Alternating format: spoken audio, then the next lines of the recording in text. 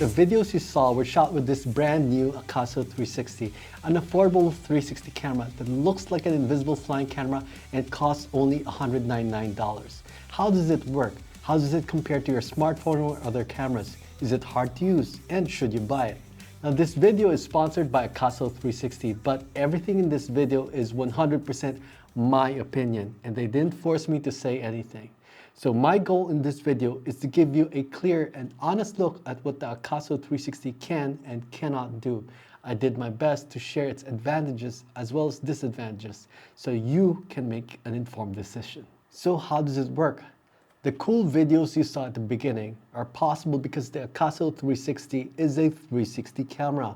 Now you might be thinking, well, I'm not interested in shooting 360 photos and videos, and that's okay because 360 cameras can do so much more. Let me show you. You can see that Akaso 360 has two lenses, one on each side. Now, one lens captures around 180 degrees, and the other lens captures another 180 degrees. You put them together, and you've captured a fully spherical 360 view. But there's one thing it can't see, and that's the space in between the lenses. That's really important because if you put something thin enough to fit between those lenses, then it's invisible to the camera. And it looks like you're shooting with an invisible flying camera. All right, that's pretty cool, but why would you want to shoot with a 360 camera like the Akaso 360 instead of, let's say, your smartphone or other cameras? Great question. First, there's super stabilization. Second, you can capture an incredible third-person view. Not only is this really cool, but it's also really convenient. You don't have to ask anyone to take your photos anymore. You can just take it yourself, and everyone can be included in the picture. 360 also gives you incredible creativity. You can transform your photos and videos into tiny planet view or a third-person view that looks like it was shot with an invisible drone. But the most important benefit of them all, you can shoot first and frame later. So when I'm out with my family and friends, then I can just start recording and I don't have to be worried about getting the shot. Instead, I can focus on having fun with my family and friends. As you can see, a 360 camera has a lot of advantages, but there are disadvantages too. First of all, since the lenses are bulging out like this, then they can be very fragile. You can't just drop it on the table like your smartphone. With a 360 camera, you can't do that, and you'll need a protective sleeve like this one that's included with the Akaso 360. Second is image quality. You might have noticed that the videos that I've shown you are good quality, but they're not quite as good as the ones on your smartphone. That's because most smartphones these days shoot in 4K. And the Akaso 360 is 5.7K, but that 5.7K resolution is spread out over 360 degrees. Third is shoot first and frame later. And yes, I know it is an advantage, but it also means that you have this extra added step of having to reframe the shot to the view that you want. All right, so is it hard to use? Not at all. Turn on the Akaso 360, we just press this power button right here and wait for it to power up. On the bottom left, you'll see this icon, and if you tap on that, you can change shooting modes like video, time-lapse, loop recording, photo, and so on. So let's shoot with video. So from here, you can also change the resolution. Now we're shooting at 5.7K 30, but you could change the resolution and frame rate. So for example, you could change to 4K 60. And when we want to start recording, you just press this shutter. Then once you press the shutter, then you don't need to worry about how it's held. You just put it on the selfie stick, and it doesn't matter how you turn it, twist it, it's going to be fine. The video is going to be stable. After recording, press this button to stop recording. If you want to review the video you just shot, you can swipe right and press play. It's in 360, but it's not stabilized. When you actually export it from your phone, then it's going to be stable. Now, how do you actually share this video that we shot into social media? Let me show you. So first we turn on the Akaso 360, then we're going to launch the Akaso 360 app. So from here, we're going to connect to the camera. We'll tap on the screen camera icon. And then we're going to see a live view of the camera. From here, you could press the shutter to start and stop recording.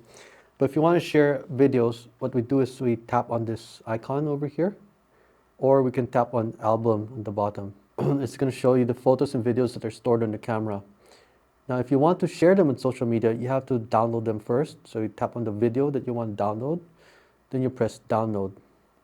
So it's going to be added to the download list, and you can see this like queue over there. So this takes up time and can take up space on your phone or tablet. So here's a way to do it without downloading it first. Now, to edit or share your videos without downloading them, you can use a micro SD card reader like this one, and you can link that to your phone or tablet using USB-C. From the app, we're going to tap on this down arrow here, and then we're going to choose Open Folder. Then you'll see a bunch of instructions, and basically they're telling you to select the directory where the photos and videos are stored. Akaso 360, then you'll see all the photos and videos there. And we'll tap on Check. And from here, it will show all the photos and videos, and we didn't have to download them first. You can edit it and share it directly from the micro SD card. So let's say we're going to edit a video. So we're going to select the video that I want to edit. Let's say this one. And then we're going to tap on this edit button. And then it's ask you pan or reframe. Pan means a 360 video. Reframe means a non-360 video where we choose the view. Here's the video. Now to convert it to a reframe video, one of the easiest ways is to track the subject moving around. So there are two ways to do that. One of them is if you see this green circle here, this rotating green circle, like that one, that means it identified this as a subject, me in this case. So if you see that, then all you have to do is tap on that green circle, and it's going to track that subject where that green circle is. If it looks a little wide, that's okay. Just tap on this tracked area here, this green area, and then you could adjust the field of view. So then when you press play, now this time it's going to be a narrower field of view. Another way to reframe is to use keyframes. So with keyframes, we show the app the starting view, and then we show the ending view, and let the app move the camera from the starting view to the ending view. So right now, let's say we had a keyframe here, and this is our starting view. And to add a keyframe, we're going to tap on this diamond with a plus icon. Then we're going to move to the point where we want the ending frame to be here. And let's say we change the view to this, okay, to me again. So now we put a starting view, we put an ending view, and if we rewind the video to that point, here's what it looks like. Starting view, and it's going to move, the camera's going to move to the ending view. You can also track objects instead of people. Like if you want to track, let's say, my hand or something, then you can press this a keyframe button, but instead of using keyframes, tap on AI tracking over here, and then we draw a rectangle around the thing that you want to track, and then it's press start tracking, and then it's going to follow my hand. And also apply all these effects here, like different filters, like you want to make it, you know, different kind of color scheme or whatever, you can do that. Now, if once you're done applying those filters or effects, you can go to export, and it's going to export that video that we just did. And then you can choose export in 4K, 2.5K, so on and so forth. We're going to export in 4K. And after a little while, it's going to show up in my photo gallery. From there, I can share it to social media.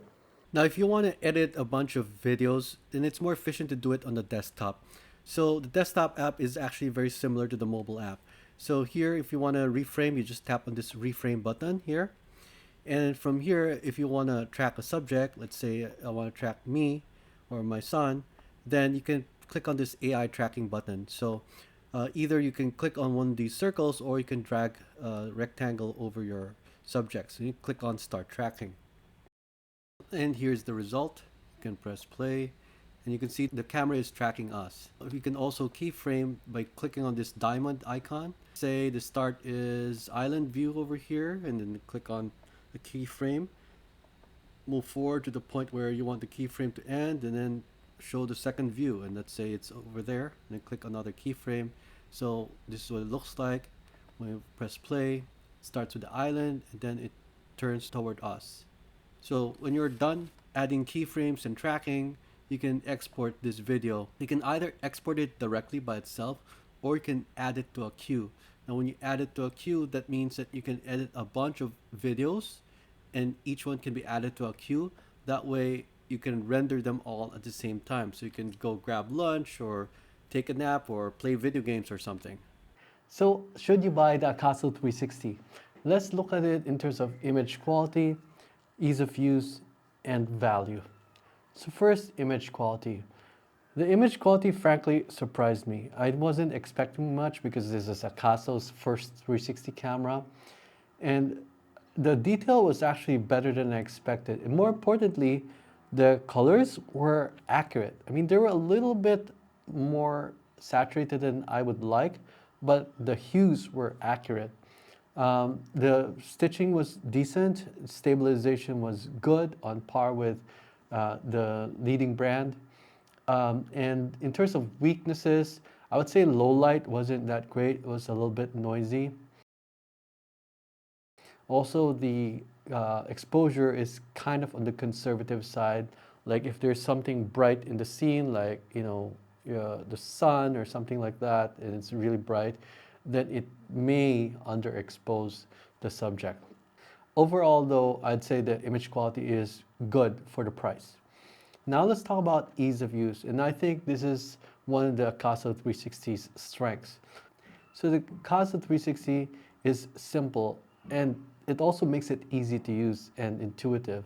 So you're not like overwhelmed with the number of options. You're just presented with the essentials. I was also surprised with the mobile app and the desktop app.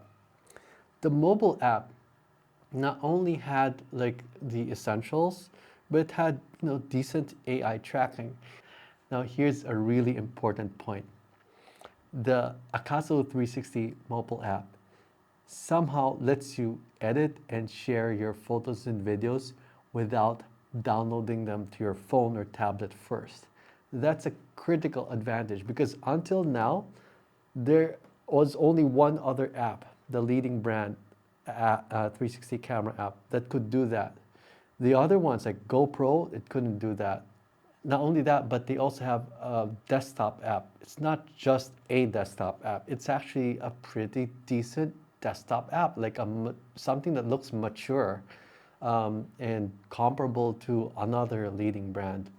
Now, in terms of disadvantages for usability, number one is the screen. It's not so bright. So if it's really sunny outside, I find it a little bit hard to see it.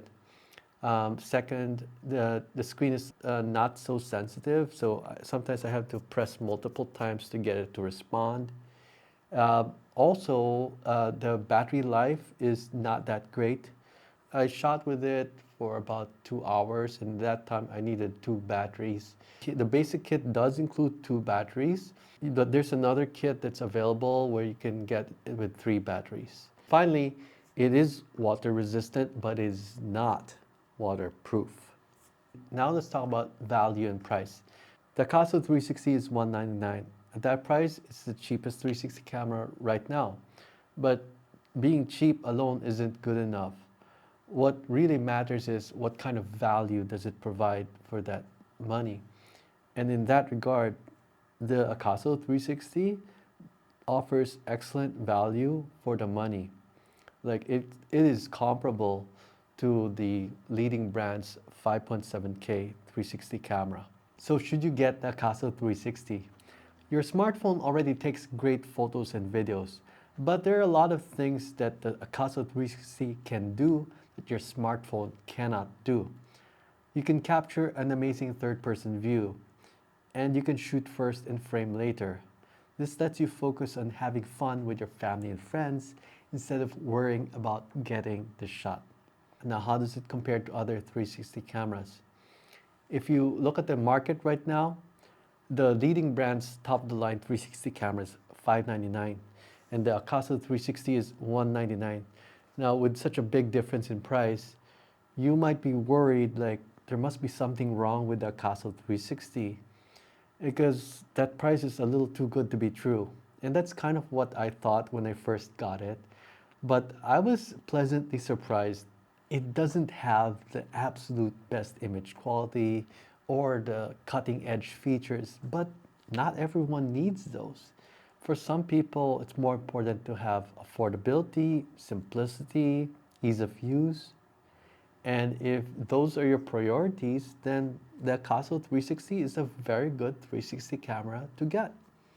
So let me know if you have any questions. Thanks for watching. I'll see you in 360.